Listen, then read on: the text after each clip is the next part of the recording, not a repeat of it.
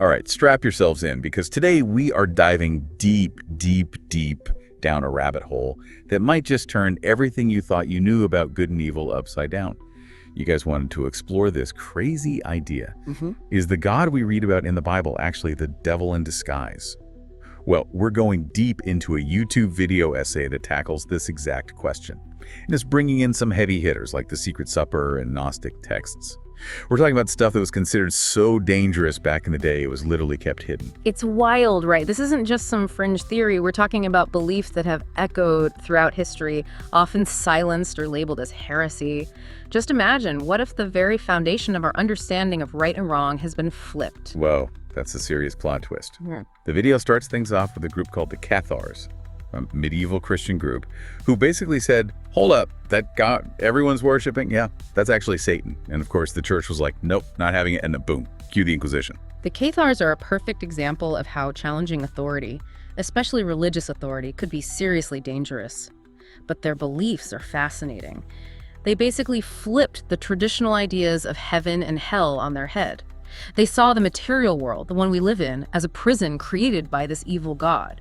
True salvation for them meant escaping this trap and recognizing the divine spark within themselves, almost like they saw good and evil in reverse. That's mind-blowing. And they weren't all talk, were they? They had this ritual called the consolamentum.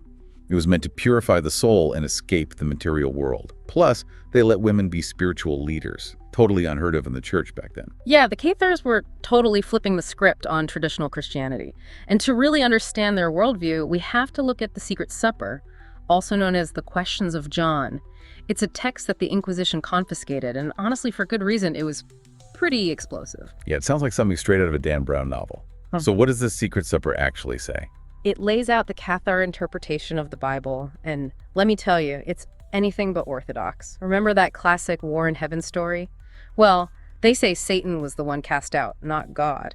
The God of the Old Testament, the one who demands obedience and sacrifices, is the imposter, the false god. And their creation story, forget Adam and Eve, they believed that Satan, who they called Rex Mundi, the king of the world, created this whole material realm and basically tricked us, humans, into being trapped here in these physical bodies. Okay, so they're basically saying the Bible we know is like a giant cosmic prank played by Satan. That's some seriously next level stuff. It might sound out there, but think about it. This fear of the material world and the desire to escape it, that's a theme that pops up in all kinds of spiritual traditions. Think about Buddhism, for example, with its emphasis on transcending suffering and achieving enlightenment. You know, that's a really good point. I never thought about it like that. So these Cathars were convinced that the God of the Old Testament was evil. But the video keeps going. It goes on to talk about all the blood sacrifices in the Old Testament.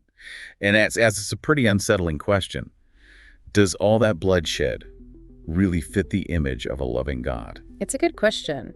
The video really focuses on this clash between our modern ideas of a benevolent God and some of the, shall we say, less peaceful parts of the Old Testament. It's asking us to take a long, hard look at those stories and really confront that discomfort. Yeah, it's hard to ignore the parts where God seems, well, kind of wrathful, like the whole Noah's Ark story where God floods the whole planet, or those plagues he unleashes on Egypt. It's pretty intense stuff. And the video uses some really vivid examples to make its point. Think about how God prefers Abel's lamb sacrifice over Cain's vegetables in Genesis. It's all about blood, even way back then. And then there's Leviticus with all those incredibly detailed instructions for animal sacrifices.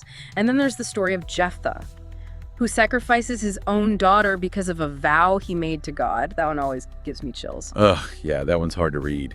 So the video is basically saying that these blood sacrifices point to a much darker side of the Old Testament God. And the Cathars were onto something when they called him out. They saw these sacrifices as part of this grand deception, orchestrated by the evil God they believed in. For them, true salvation wasn't about rituals and bloodshed. It was about understanding and embracing your own inner divinity, which, by the way, is a concept that's going to come up again and again as we explore these alternative takes on religion. Okay, so we've got the Cathars saying the Old Testament God is Satan. But they weren't the only ones with some serious issues with the traditional view of the divine. Next up, we've got the Gnostics, another group who got slapped with the heretic label by the early church. What's their deal? The Gnostics had this really interesting cosmology, this whole hierarchy of divine beings. And at the bottom of this cosmic totem pole, you've got this lesser god, this kind of bumbling creator god they called the Demiurge. And guess who they identified the Demiurge with? Yep, the God of the Old Testament. So it's like the Cathars and the Gnostics were both pointing fingers at the same guy, just calling him by different names. It is amazing how these different groups, separated by time and geography, came to such similar conclusions. And the Gnostics took it a step further. They believe that there's this higher, truer God, a God of pure knowledge and light, who's way beyond the Demiurge's reach. And they had these secret texts, like the Secret Book of John, that supposedly revealed the truth about this whole cosmic drama. The video actually mentions this really juicy detail from that book. It says that Jesus straight up tells John that the Demiurge exposed his own phoniness by getting all jealous and possessive, claiming to be the only God. It's like he accidentally admitted there were other gods out there, bigger and better than him. That's a great example of how the video encourages you to think critically about these ancient texts. It's not about blindly accepting what they say, but using them as starting points for your own exploration and questioning. Yeah, it's like the video is giving us permission to be skeptical, even when it comes to something as sacred as the Bible. Exactly. And speaking of being skeptical, let's take a look at one of the most famous stories in the Bible, the Garden of Eden. The Gnostics had some serious problems with that one. Yeah, the whole forbidden fruit thing has always seemed a little suspicious to me. Why would a loving God forbid knowledge in the first place? Exactly. The Gnostics loved picking apart the traditional interpretation of the Garden of Eden. In one of their texts, called The Testimony of Truth, they point out all these inconsistencies and contradictions that make the God of this story seem, well, not so benevolent. Like you said, why forbid knowledge? And if God is supposed to be all-knowing, why is he asking Adam, where are you? It's like he doesn't already know. And don't even get me started on the punishment. Eternal damnation for taking a bite of fruit. Come on, that seems a little excessive, even for a divine being. These are exactly the kinds of questions the Gnostics were wrestling with. They saw the God of the Garden of Eden as this jealous, controlling figure, more interested in obedience than genuine love and understanding. Not exactly the image we usually think of when we think of a benevolent God. So we've got the Cathars saying the Old Testament God is Satan, the Gnostics calling him the Demiurge, and saying there's a higher, truer God out there. It's pretty crazy how these different groups, separated by centuries, came to such similar conclusions. What's even crazier is that these ideas weren't just limited to these fringe groups. They actually had a pretty big impact on early Christianity. That's right. And that brings us to Marcion, a 2nd century theologian who did something pretty radical. He created the world's first Christian Bible. And guess what he left out? The entire Old Testament. Whoa, he just went ahead and cut out half the Bible? That's a bold move. Marcion's story is important because it shows just how widespread these alternative views of God were in the early church. He believed that the Old Testament God, the one he considered to be the Demiurge, was a God of law, judgment, and wrath. But Jesus, he believed, came to liberate us from that old, oppressive system. So Marcion created a Bible that focused just on the Gospel of Luke and Paul's letters, which really emphasized Jesus' message of love, forgiveness, and freedom. That's fascinating. So basically, he created a Best of Jesus compilation. You could say that. And it wasn't just him and his buddies who liked this new, shorter Bible. Marcion's version was actually super popular for a while, which suggests that a lot of early Christians resonated with his ideas. But as you can imagine, the church wasn't too thrilled about this. Yeah, I bet they weren't too keen on someone editing their holy book, so what happened? Well, let's just say Marcion got the full heretic treatment. His Bible was considered unacceptable, his followers were persecuted, and his ideas were basically erased from mainstream Christian history. But the fact that his version of the Bible got so popular shows just how much debate and disagreement there was in the early church about the nature of God and the validity of the Old Testament. It's like they were trying to sweep this whole God might actually be the bad guy thing under the rug. But here we are centuries later, still grappling with the same questions. And that's what makes this deep dive so interesting. These ideas, as radical as they seem, force us to confront the uncomfortable truth. Maybe, just maybe, things aren't as black and white as we've been led to believe. This is blowing my mind. It's like we're peeking behind the curtain of history and seeing a completely different version of Christianity, one that challenges everything we thought we knew. And just when you think it can't get any crazier, the video takes a sharp turn and starts talking about the devil, not as some literal being with horns and a pitchfork, but as a symbol, as something much deeper and more unsettling. Oh man, where are we going now? This deep dive just keeps getting deeper. All right, so we've been on this crazy train ride exploring how groups like the Cathars and Gnostics basically looked at the Old Testament God and said, are we sure this guy's the good guy? But now this video is saying the devil isn't some dude chilling in hell with a pitchfork, but more like a symbol. My brain is kind of exploding over here. It's definitely a different way of looking at it. So we're not talking about a literal red guy with horns and a tail. Yeah, right. Think of it more like the devil is that darker part of human nature, the potential for evil that we all have inside us. Okay, so we're talking about stuff like greed and violence and all that. Exactly. Yeah. And the video is arguing that this dark side isn't just ancient history. It's not just something that religious fanatics struggled with.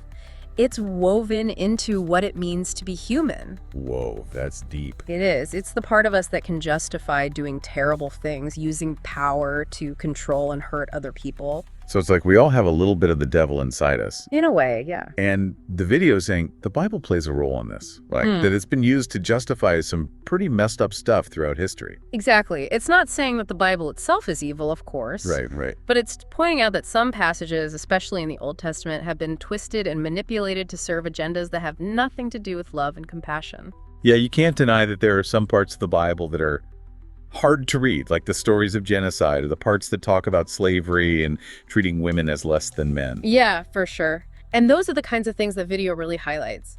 It's asking us to think critically about how these texts have been used and to question if they really reflect the will of a loving God.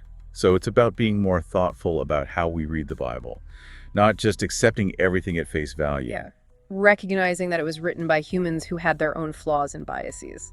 Okay, so we're being encouraged to be like biblical detectives, searching for clues and figuring things out for ourselves. Exactly. It's about taking responsibility for our own beliefs. Okay, I'm with you on this devil is a mindset idea. Yeah. But isn't that kind of scary? I mean, if this potential for evil is inside all of us, how do we even fight it? That's the big question. And the video doesn't pretend to have all the answers, but it does suggest that awareness is the first step. Just recognizing that this darkness exists within us is crucial for confronting it. So being honest with ourselves about the not so pretty parts of who we are. Exactly. It's about acknowledging those darker impulses that we might want to ignore. And once we've done that, then we can start to work on transforming them. Okay, that makes sense. But how do we actually do that? Do we need to meditate for hours a day or something? The video suggests that the best tools for fighting this inner battle are reason, empathy, and compassion. It's about choosing to act in ways that reflect those values. So not just thinking good thoughts, but putting them into action. Yeah, living a life that aligns with our values, treating others with kindness and respect, trying to make the world a more just and compassionate place. I like that. It's not just about me and my own spiritual journey, but about how I treat the people around me. Exactly. It was a pretty good challenge, right? It is. But the video reminds us that everyone struggles with this. Every human being throughout history has wrestled with good and evil, light and darkness. That's a good point. It's not like I'm the only one dealing with this stuff. Nope. We're all in this together. We're all figuring out what it means to be good, to be loving, to be whole. This whole deep dive has been a wild ride. It's like we started out asking, is God the devil? And now we're figuring out how to deal with the devil that's a part of all of us. And that's where things get really interesting. Because once we start to see the devil, not as some scary monster out there, but as a reflection of our own potential for darkness, it changes how we understand the world and our place in it. Okay, so we've tackled this idea of the devil as a mindset. But hold on, the video doesn't stop there, does it? It sure doesn't. Because it starts talking about some crazy concepts like the nature of reality itself. It's like Alice in Wonderland down this rabbit hole. It is. And this is where things get even more mind-blowing. Are you ready to explore the possibility that we might be living in a simulation? Or that consciousness is more than just what's going on in our heads? My brain is officially fried. We started by asking if God is actually the devil, and now we're talking about simulations and consciousness. I need a nap and a snack, but first I need the rest of this deep dive. Yeah. These big questions have a way of opening up even bigger questions. It's like peeling back the layers of an onion and finding another onion underneath. So where's this crazy onion peeling adventure taking us? The video is getting pretty trippy towards the end. Remember how we talked about the Gnostics and their belief in a higher, truer God beyond the demiurge? Yeah. Well, the video circles back to that idea and suggests that maybe, just maybe, it connects to some of those mind-bending theories about reality itself. Wait, are we saying that simulation theory and Gnosticism are somehow related? Now that's wild. It is a pretty unexpected connection. The video points out that both Gnosticism and simulation theory really challenge our basic assumptions about reality. The Gnostics believe that the material world is an illusion, right? Right. A kind of cosmic prison created by the demiurge. And they said true liberation comes from escaping this illusion and connecting with that higher divine realm. Exactly. And simulation theory, in its own way, suggests something similar. If we're living in a simulation, then the reality we experience isn't the real deal. There's another level, a higher level of existence out there. So it's like both Gnosticism and simulation theory are saying, hey, don't just take things at face value. Look deeper. Question everything. I like that. That's a great way to put it. And the video goes even further, suggesting that maybe this connection isn't just a coincidence. Hold on. Are you saying the Gnostics knew about the simulation like thousands of years ago? I don't know if I'd go that far, Right. but it does make you wonder, what if those ancient Gnostic texts contain hidden knowledge, clues about the true nature of reality that we're only now starting to rediscover? Okay, now we're getting into some serious conspiracy theory territory. Yeah. But honestly, at this point, I'm down for anything. Haha, that's the spirit. The point is, this deep dive has taken us on a journey that started with a pretty simple question. Is God actually the devil? And it's led us to explore all these mind-blowing possibilities. For real, we've questioned everything. Religion, morality, even the nature of reality itself. And I think we've just scratched the surface. There's so much more to uncover. I know, right? This is just the beginning. It is. This deep dive isn't about giving you all the answers. It's about getting you curious, encouraging you to think critically, and empowering you to keep exploring. It's like you've handed me a map to this vast uncharted territory, and now I have to go explore it myself. You got it. And remember, you're not alone. There are tons of other people out there searching for truth, challenging the status quo, and pushing the boundaries of knowledge. This deep dive has been insane. I feel like I've learned so much. Yeah. But I also have way more questions now than when we started. And that's awesome. It means you're engaged, you're curious, and you're on the right track. Keep questioning, keep exploring, keep seeking. The truth is out there, waiting to be discovered. Thanks for being my guide on this crazy adventure. It's been a wild ride. Anytime. It was my pleasure. Until next time, keep on diving deep. And that's a wrap on another episode of The Deep Dive. We'll be back soon with another deep dive into the most fascinating, thought-provoking ideas out there. Until then, stay curious. Hey, thanks for listening to Final Frontier News. We're going to have more videos for you, but please hit the like button, comment, and subscribe. And remember, we will make videos on topics that you leave down below. Stay tuned for our next video about quantum mechanics, and watch some of these recommended videos popping up on your screen right now. These are some of our more popular ones. We'll see you in the next video.